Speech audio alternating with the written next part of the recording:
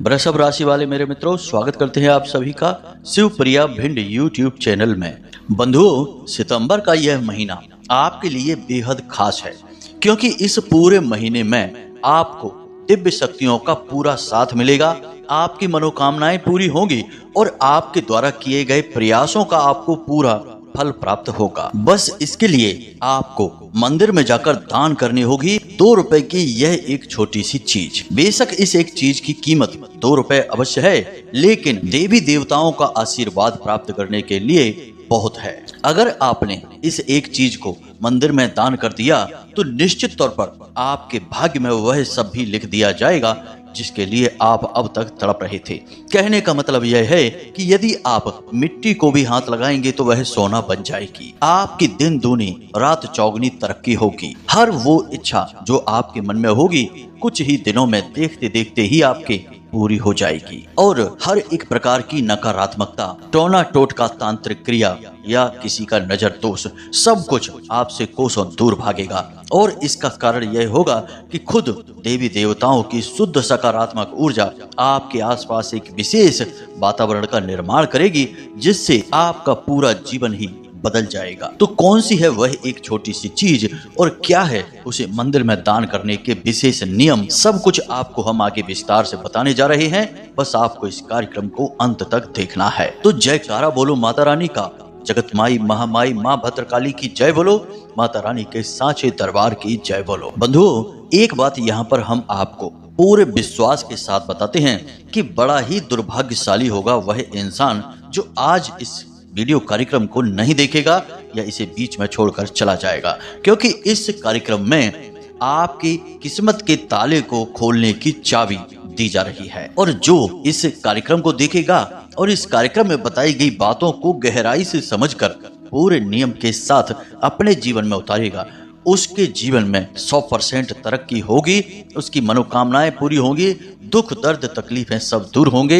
इस बात की हम गारंटी देते हैं। अब जो भी बातें आगे हम आपको बताने वाले हैं वे बातें हमारे खुद के जीवन के अनुभव पर आधारित हैं और हजारों लोगों पर आजमाई हुई हैं और हर बार इस एक चीज की प्रामाणिकता सही साबित हुई है। तो अब ध्यान से सुनिए, ग्रह नक्षत्रों का साथ आपको इस महीने में भरपूर मिलेगा। बड़े और शक्तिशाली ग्रह आपके लिए सकारात्मक भाव में गोचर कर रहे हैं और कुछ जगह पर छोटी मोटी नकारात्मकताएं अवश्य हैं, लेकिन वे आपका कुछ बिगाड़ नहीं पाएंगी। अब जब जीवन में ग्रह नक्षत्र किसी भी इंसान का या यूं कहें कि किसी भी व्यक्ति का साथ देने लगते हैं तो उसकी तरक्की तो निश्चित होती है, उसके जीवन में सकारात्मक बदलाव निश्चित तौर पर आते ही हैं। फिर भी यदि जीवन में बदलाव नहीं आता तो निश्चित तौर पर उस इंसान के पास या उस व्यक्ति विशेष के पास विशेष प्रकार की नकारात्मक ऊर्जाएं हैं। कोई टोना टोटका, तांत्रिक क्रिया या नजर दोष वगैरह बड़ी ही शक्ति के साथ उसके आसपास मंडरा रहा है और उसके जीवन में आ रही तरक्की और विकास को रोक रहा है।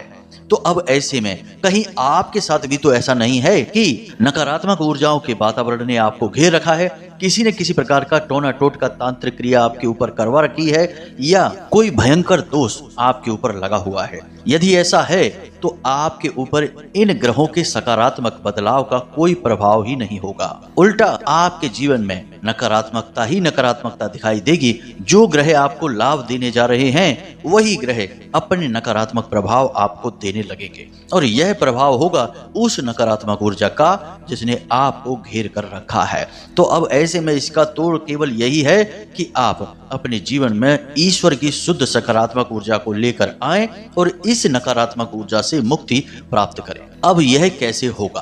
तो बंधुओं, ईश्वर की शुद्ध सकारात्मक ऊर्जा आप अपने जीवन में केवल एक ही प्रकार से ला सकते हैं, ईश्वर को प्रसन्न करके। जब ईश्वर भगवान देवता आपसे प्रसन्न होंगे तो वे आपके जीवन में अपने आप खींचे चले आएंगे और जब दैवी शक्तियां, देवी देवता आपके जीवन में आएंगे तो नकारात्मक ऊर्जाएं अपने आप भाग ही जाएंगी। इस वीडियो कार्यक्रम में हम आपको कुछ छोटे मोटे लेकिन बेहद ही शक्तिशाली नकारात्मक ऊर्जाओं को भगाने वाले उपाय भी बताएंगे, जिन्हें भी आपको अवश्य ही कर लेना है। उसके बाद आप इस एक चीज को मंदिर में जाकर दान कर आना। किसी से इस विषय में चर्चा नहीं करना है। उपाय और क्रियाएं जितना गुप्त रहेंगी उतनी ही शक्ति के साथ कार्य करेंगी, तो किसी से इस विषय पर चर्चा नहीं करनी है। कुछ इस एक चीज के साथ नियम जो जुड़े हुए हैं, बड़े ही सरल नियम है, कुछ भी कठिन नहीं है, बस उनका पालन करना बहुत आवश्यक है। तो उन नियमों के बारे में भी आपको जानना बेहद ही आवश्यक है, तो हम उसके बारे में भी आगे आपको बताने वाले हैं।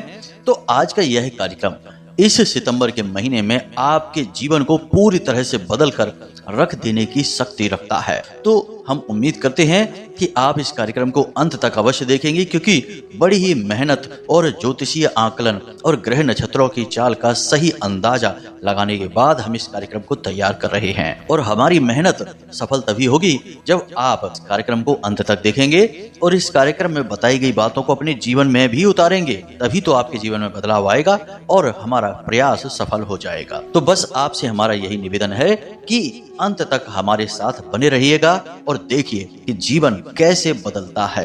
प्रमाणों के साथ हम बात करेंगे, कोई भी कोरी कल्पना और हवाई बातें नहीं, सब कुछ प्रामाणिकता के साथ 100% गारंटी के साथ कार्य करने वाली क्रियाओं के बारे में हम चर्चा करने वाले हैं। तो चलिए बंधुओं, आज के इस विशेष कार्यक्रम की शुरुआत करते हैं, लेकिन इससे पहले माता रानी को आभार अवश्य व्यक्त करेंगे। तो कमेंट बॉक्स में लिखिए, जय माँ भद्रकाली कृपा करो। एक बार नहीं 3 बार लिखना। माता रानी आपके ऊपर पूरी कृपा और आशीर्वाद बनाएंगे। साथ ही साथ यदि आप इस चैनल पर पहली बार आए हैं तो आप इस चैनल को सब्सक्राइब अवश्य कर लें। बगल में जो सब्सक्राइब का बटन है उसे दबा दें। ऐसा करते ही आप न केवल हमारे बल्कि माता रानी के माँ भद्रकाली परिवार के सदस्य बन जाएंगे। और जब आप खुद माता रानी के परिवार के सदस्य बन गए हैं तो फिर आपके जीवन का हर एक कष्ट माता रानी खुद ही देख लेंगी। जी हाँ बंधुओं, तो चलिए इस सुनहरे अवसर को अपने हाथ से जाने मत देना। जल्दी से चैनल को सब्सक्राइब करिए, फिर आगे बढ़ते हैं। बंधुओं, अब जो हम आपको बताने जा रहे हैं उसे जरा आप ध्यान से सुनना। इस सितंबर के महीने में कुछ ग्रह योग तो इतने सुंदर और अनुकूल हैं जो आपको कई प्रकार के लाभ दिलवाएंगे। खास तौर से आपके लव लाइफ, आपके दाम्पत्य जीवन में विशेष सुख और खुशियां दिलवाएंगे। इसी के साथ साथ माता लक्ष्मी की विशेष कृपा और आशीर्वाद भी आपको प्राप्त होगा। यानी एक तरह से देखा जाए तो यह सितंबर का महीना परिवर्तन का महीना कहा जा सकता है। तो अब ऐसे में आपको जब ग्रहों का साथ मिल रहा है तो क्यों ना कुछ ऐसा भी कर लिया जाए जिससे कि देवताओं का भी पूरा साथ आपको मिलने लगे। और जब देवताओं का साथ आपको मिलेगा तभी आपके जीवन में कोई भी बदलाव निश्चित तौर पर हो पाएगा, यानी कि लंबे समय तक टिक पाएगा। वरना ग्रहों का बदलाव तो कुछ समय के लिए रहता है। आप तो जानते ही हैं कि ग्रहों की चाल तो पल प्रतिपल बदल रही है। आज यदि ग्रह सकारात्मक योग बना रहे हैं तो हो सकता है कि अगले महीने या कुछ ही दिनों बाद कोई अनिष्ट ग्रह, कोई अनिष्टकारी ग्रह योग का निर्माण कर सकता है, जो कि ग्रहों के शुभ लाभ को तुरंत नकारात्मक परिस्थितियों में बदल देगा। यानी कि ग्रहों की चाल पर हम 100% निर्भर नहीं रह सकते हैं। तो अब ऐसे में सबसे महत्वपूर्ण बात यह है कि जब ग्रह शुभ सकारात्मक होते हैं, लाभ देने लगते हैं, उसी समय कुछ ऐसा कर लिया जाए जिससे कि ग्रहों के लाभ जीवन में हमेशा के लिए ठहर जाएं। कहने का मतलब यह है कि आपने बचपन में पतंग तो अवश्य ही उड़ाई होगी। अब जब पतंग नीचे होती थी तो उसे हवा की साथ की आवश्यकता होती थी और उसे ऊपर उठाने के लिए बहुत मेहनत भी करनी पड़ती थी। लेकिन जब पतंग एक निश्चित ऊंचाई पर पहुंच जाती थी, उसके बाद हवा चाहे धीमी ही क्यों न हो जाए और आपको मेहनत भी कम करनी पड़ती थी, लेकिन पतंग निश्चित ऊंचाई पर लगातार उड़ती रहती थी। तो जीवन भी कुछ इस प्रकार होता है। ग्रहों की जब शुभ परिस्थितियां बनती हैं तो इसे आप इस तरह समझ सकते हैं कि हवाएं अभी तेज हैं, यानी पतंग आपकी आसानी से ऊपर उठ जाएगी। और यहाँ पर हम आपके सौभाग्य की पतंग की बात कर रहे हैं। अब आपको कुछ ऐसा करना है जिससे कि दैवीय शक्तियां आपके साथ आ जाएं और आपके सौभाग्य की पतंग इतनी ऊंचाई पर चली जाए कि बाद में ग्रहों का परिवर्तन भी बेशक हो जाए, यानी कि हवा चाहे धीमी ही क्यों ना हो जाए तब भी आपकी पतंग नीचे ना आए। यही होता है एक सही तरीका संतुलन बनाने का। इसी को संतुलन कहते हैं और संतुलन पर ही संपूर्ण जीवन निर्भर रहता है। हमारे शास्त्रों में स्पष्ट तौर पर लिखा हुआ है, अतिशोक्ति सर्वथा वर्जते, यानी कि हम किसी भी चीज की अति नहीं कर सकते हैं। हर एक चीज को हमें संतुलन में रखना होगा। संतुलन का नाम ही जीवन है। तो बंधुओं, अब यहाँ से आपको यह समझ में आ गया होगा कि ग्रहों की चाल का कोई खास भरोसा नहीं है, कभी भी बदल सकती है और इसके परिणाम भी कभी भी बदल सकते हैं। तो अब आपको ग्रहों की चाल का लाभ केवल उतने समय के लिए लेना है कि जितने में आपके सौभाग्य के निर्माण की नींव ढल जाए। बाकी फिर सब कुछ तो दैवीय शक्तियां खुद ही करेंगी। तो अब दैवीय शक्तियों को अपने जीवन में लाने के लिए, आकर्षित करने के लिए, उनकी कृपा हमेशा के लिए अपने जीवन में बनाए रखने के लिए क्या करना चाहिए, यह सबसे महत्वपूर्ण प्रश्न उठ रहा है। तो हमारे शास्त्रों में दैवीय शक्तियों को अपने जीवन में लाने के लिए सबसे बड़ा मार्ग भक्ति मार्ग बताया गया है। यानी कि भगवान की जो भक्ति करते हैं उनके जीवन में हमेशा भगवान रहते ही हैं। लेकिन आज के समय में भक्ति के भी कई रूप निकल कर बाहर आए हैं जो कि बड़े ही अजीबोगरीब हैं, और देखा जाए तो भक्ति है ही नहीं, बस देखने में ही भक्ति लगती है। अब हमारे शास्त्रों में जैसे कि श्रीमद् भागवत पुराण में एक व्याख्यान मिलता है जिसमें कि भक्ति देवी बिल्कुल जवान हैं इस कलयुग में, और उनके 2 पुत्र हैं जो कि बहुत ही बीमार हैं और उनकी उम्र भी बहुत अधिक हो गई, यानी कि वे बूढ़े हो गए हैं और लगभग मरने ही वाले हैं। और इन 2 पुत्रों का नाम है ज्ञान और वैराग्य। जी हाँ बंधु, भक्ति के बेटे हैं ज्ञान और वैराग्य। लेकिन आज के इस कलयुग में भक्ति तो जवान है लेकिन ज्ञान और वैराग्य लगभग मरने वाले हैं। अब इस प्रसंग से हमें यह समझ में आता है कि आज के समय में लोग भक्ति तो बड़े ही जोर शोर से करते हैं। देखने में ऐसा लगेगा यह इंसान कितना बड़ा भगवान का भक्त है। 1 घंटे तक मंदिर में बैठा रहता है, भगवान का नाम जपता रहता है, माला फेरता रहता है, और अब तो भगवान इसके ऊपर अटूट कृपा करने वाले हैं। लेकिन देखा जाए तो उसके जीवन में कष्ट ही कष्ट हैं। भगवान की कृपा का नामो निशान तक नहीं है। लेकिन ऐसा कैसे हो सकता है? जिसने भी भक्ति की है उसे कृपा मिली है। लेकिन अब समस्या यहाँ पर यह है कि ज्ञान और वैराग्य तो है ही नहीं। ज्ञान और वैराग्य से मतलब यहाँ पर यह है कि ज्ञान कहता है कि किसी के लिए गलत मत सोचो, हमेशा एकाग्रचित्त रहो, अपने काम से काम रखो, दूसरों के बारे में हमेशा भलाई सोचो, नकारात्मक विचारों से हमेशा दूर रहिए, यही है ज्ञान का मकसद। और वैराग्य कहता है कि जरूरत से ज्यादा किसी से भी मोह मत दिखाओ, चाहे फिर वह चीज हो या फिर कोई इंसान हो। यानी यदि आप किसी से प्रेम भी करते हैं तो उससे इतना प्रेम मत करिए कि वह जब आपसे दूर जाए तो आप तड़पने लगे, रोने लगे। और यही हाल चीजों का भी होता है। आज के समय में तो लोग इंसानों से कम और चीजों से इतना अधिक प्रेम करने लगे हैं कि अगर किसी चीज पर जरा सी खरोंच भी आ जाए तो लोगों का दम निकलने लगता है। तो यह है वैराग्य। यानी अब यहाँ पर आपको क्या करना है? भगवान की भक्ति, ज्ञान और वैराग्य, इनको तीनों को अपने साथ लेकर चलना है। अब सामान्य तौर पर यदि देखा जाए, मोटे तौर पर समझाया जाए तो कहने का मतलब यह है कि जो भी आप भगवान को प्रसन्न करने के लिए पूजा पाठ क्रियाएं करते हैं उन्हें तो करिए ही, लेकिन मन में हमेशा सकारात्मक रहिए। कोई किसी की बुराई भी करे तो उसमें भी अच्छाई ढूंढिए और हमेशा अच्छे का साथ दीजिए, सत्य का साथ दीजिए। जितना हो सके उतना अज्ञानता से दूर रहिए, नकारात्मकता से दूर रहिए। इस संसार में कोई भी बुरा या अच्छा नहीं होता बंधुओं, हमेशा परिस्थितियां और वातावरण ही इंसान को बदल देता है। बुरे से बुरा इंसान कल अच्छा भी हो सकता है और अच्छे से अच्छा इंसान कल को बुरा भी हो सकता है। सब कुछ उसके वातावरण और परिस्थितियों पर निर्भर है। तभी तो डाकू रत्नाकर वाल्मीकि जैसे महान संत बने जिन्होंने रामायण की रचना कर डाली, केवल छोटी सी एक प्रेरणा मात्र से। तो अब आप समझ सकते हैं कि हम यदि किसी की बुराई कर रहे हैं तो असल में हम अपने अंदर ही नकारात्मकता भर रहे हैं। उसका तो जो होगा सो होगा ही, भगवान खुद ही निर्णय लेंगे। लेकिन उसके कुछ होने से पहले हमने अपना बुरा अवश्य कर लिया, क्योंकि हमने उसके लिए अपने मन में मैल भर लिया। और जहां मैल होता है वहां गंदगी होती है। गंदगी हमेशा स्थान को गंदा करती है, यानी आपके मन को भी गंदा कर देगा यह मैल।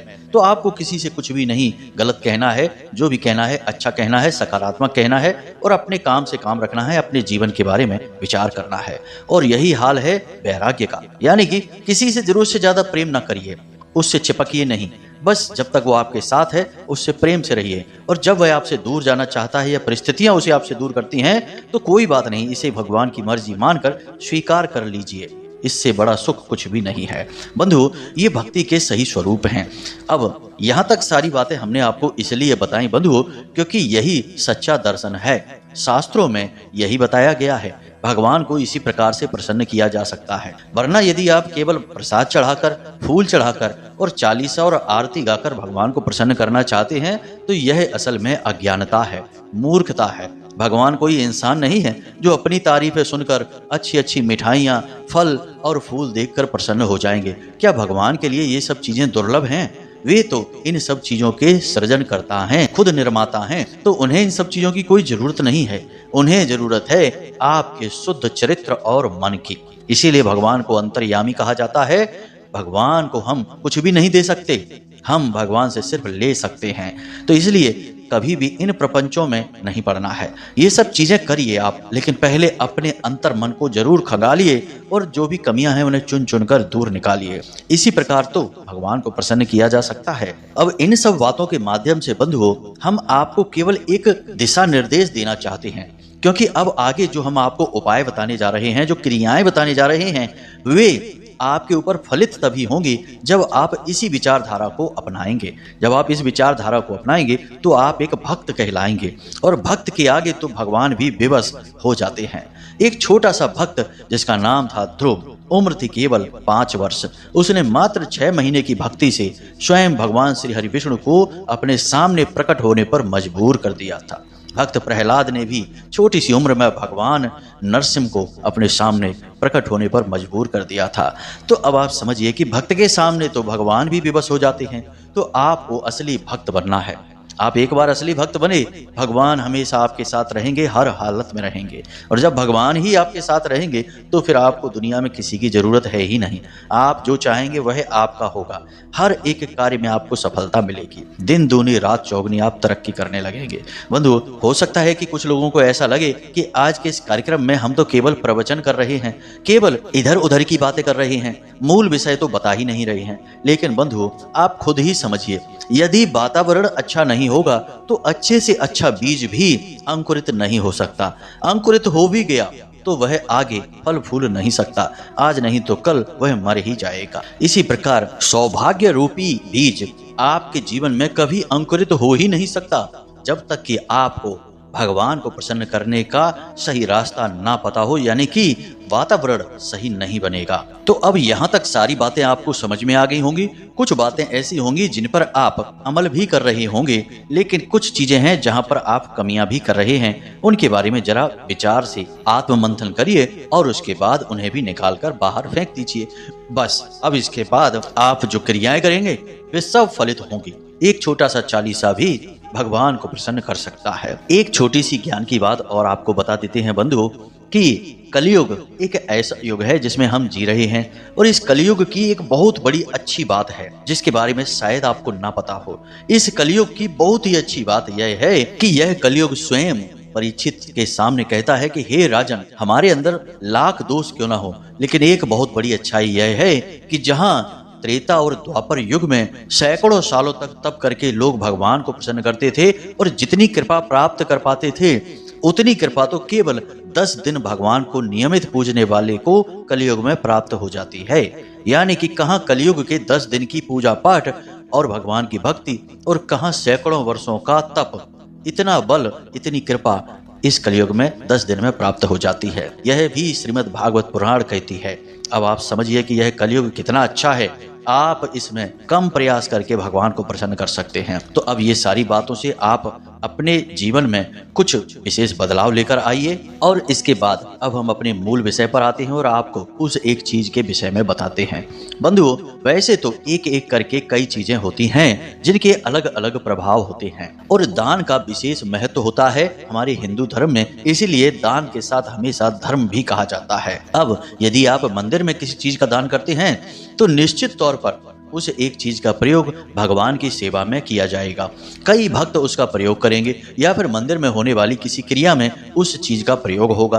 तो वह बहुत ही पवित्र कार्य में उपयोग होने लगेगी और आपके भी सौभाग्य का निर्माण करेगी। अब जो सबसे महत्वपूर्ण चीज है जो आपको इस सितंबर के महीने में मंदिर में जाकर दान करनी है, वह है घड़ी। आप एक घड़ी, चाहे छोटी हो बड़ी हो कैसी भी हो, दीवार पर लगाने वाली घड़ी मंदिर में जाकर अवश्य दान करिए। घड़ी ही क्यों, घड़ी है समय का सूचक और घड़ी राहु का भी सूचक है। जब आप राहु को मंदिर में स्थापित कर देंगे तो राहु शुभ परिणाम देना शुरू कर देते हैं। एक बात याद रखना कि राहु किसी के जीवन में जितनी नकारात्मकता भर सकते हैं, उसे मिटा सकते हैं, मिट्टी में मिला सकते हैं, उतना ही राहु किसी के जीवन में खुशियां भी भर सकते हैं, उसे रातों रात करोड़पति लखपति भी बना सकते हैं।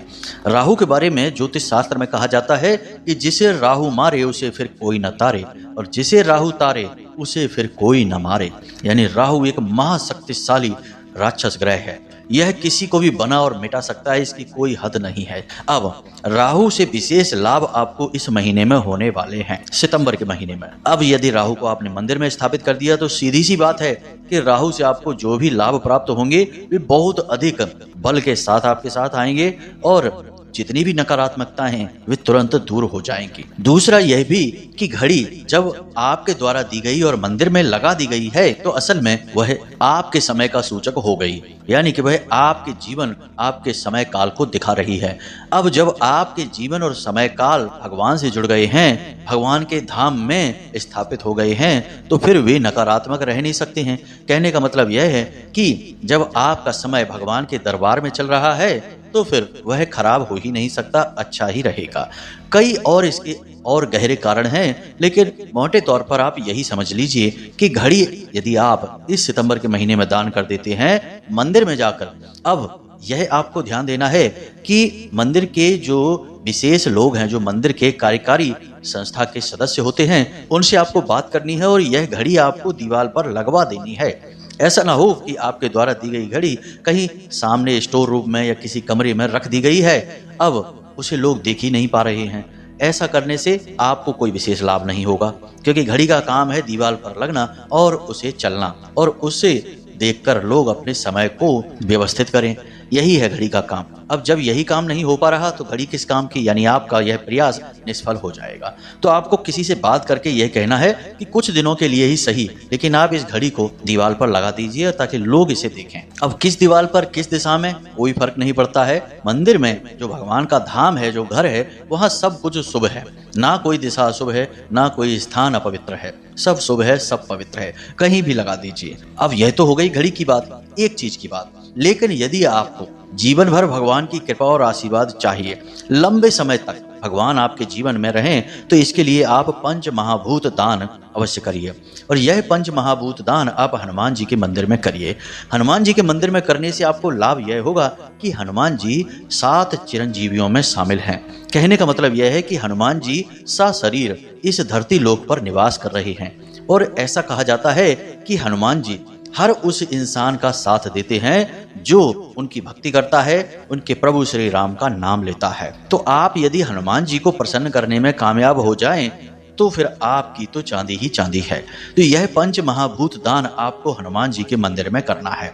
कैसे करेंगे आप, यह ध्यान से सुनिए। सबसे पहले तो आपको 5 आसन लेने हैं, यानी कि आसन जिस पर बैठकर लोग पूजा पाठ करते हैं, ऐसे 5 आसन लेने हैं। 5 हनुमान चालीसा की किताबें लेनी हैं। 5 हाथ से घुमाने वाले पंखे लेने हैं। 5 आपको दीपक लेने हैं। पीतल के दीपक ले सकते हैं या मिट्टी के दिए भी आप ले सकते हैं। और 5 जल के पात्र आपको लेने हैं।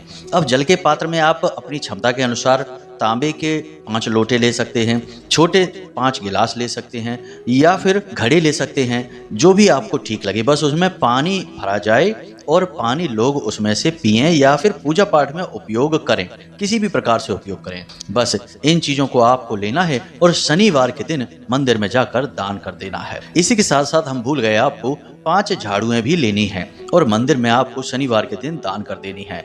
बस इतनी सी सामग्री को आप मंदिर में दान करिए। अब मंदिर के हर एक कार्य में इन सामग्रियों का प्रयोग होगा। लोग दिया जलाएंगे, अपनी मनोकामनाएं मांगेंगे, लेकिन आपके द्वारा दिया गया दिया होगा तो आपको भी प्रतिफल प्राप्त होगा। आपके द्वारा दिए गए आसन पर बैठकर, आपके द्वारा दी गई किताब को पढ़कर हनुमान चालीसा पढ़ेंगे तो उसका कुछ न कुछ लाभ आपको भी प्राप्त होगा। कहने का मतलब यह है कि किसी और की भक्ति में, किसी और के पूजा पाठ में आप सहयोगी होंगे तो सहयोगी को भी तो लाभ प्राप्त होगा। यानी कि आपने एक छोटा सा कार्य किया और लंबे समय तक आपको इसका लाभ प्राप्त होता ही रहेगा। इसे पंच महाभूत दान कहा जाता है। इसके बारे में और भी विस्तार से हम आपको किसी अन्य कार्यक्रम में बताएंगे, लेकिन इस कार्यक्रम में बस आप इतना ही समझ लीजिए कि यदि आप इतना दान कर लेते हैं तो आपकी चांदी ही चांदी है, हर तरफ से आपको कामयाबी मिलेगी।